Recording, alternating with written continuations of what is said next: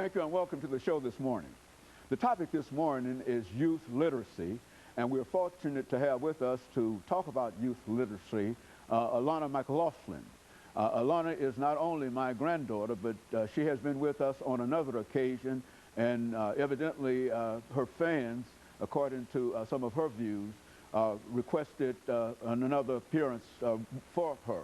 And of course, Alana, let me welcome you back to the show this morning and to tell you really how delighted we are to have you, especially because we think in terms of bringing to the audience this morning some information relative to what we call youth literacy and dealing with young people between the ages of 3 and 5, you see. And so what we'd like to do this morning is to not only deal with that, but to look at some of the things that you've been involved in terms of trying to assist, even at your age of 8, trying to assist young people. And so let's start off by talking about you and your school experiences.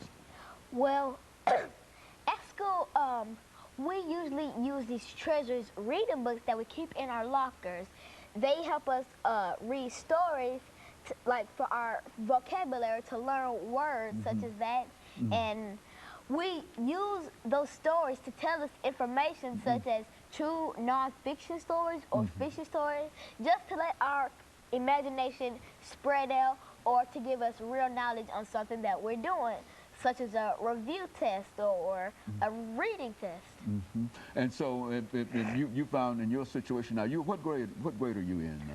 I am in 3rd, going on 4th. Going on the 4th After this summer. After this summer, you'll be in the 4th grade. Now, you've been reading, I understand, for quite a number of years. Why don't you tell us something about your own reading experiences? Because what we want you to do is to sort of talk to young people your age or younger about how important it is to read. And I understand that you've been involved with reading for quite a number of years. When did you first start reading? Maybe when I was an itty-bitty child. My mother, Cheryl, used to take me to the library, and I'd probably grab a little baby book, and I'd sit down and I'd start reading. And then soon I would read it to my mother, and she was just flabbergasted at how I could read at that small age. And this was even before you started school, right before you started school? Yes, about 1 or 2. And how many schools, now you're in the 3rd grade, you've attended a number of schools and had reading experiences in most of them, in all of them I would imagine, before now. And why don't you say something about that? Well, first I went to Napier for pre-K, then for kindergarten and 1st, I went to Alice Green, and for 2nd, 3rd, and 4th, I'm at Glenn.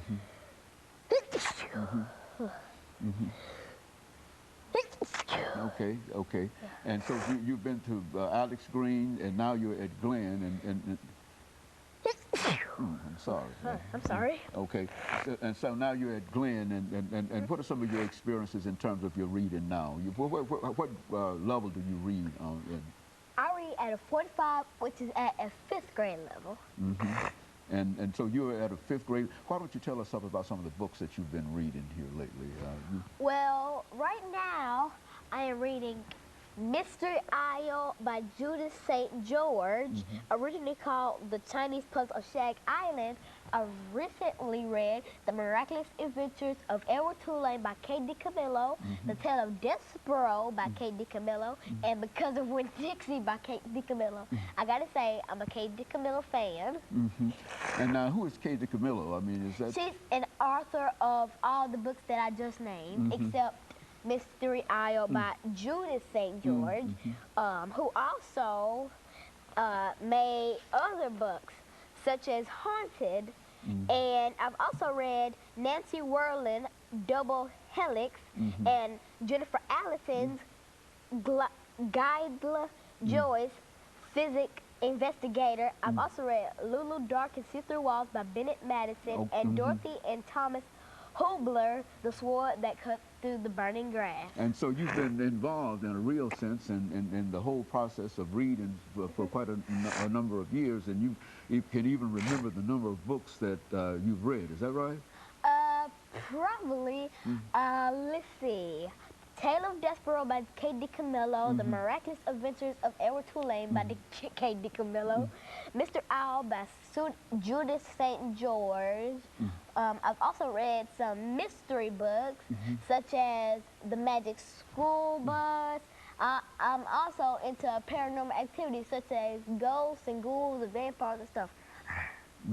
And so over the last 15 seconds here, Alana, and before this second segment, let us think in terms of bringing back some additional information in reference to that. And we'll be back with our audience following this very, very short commercial break.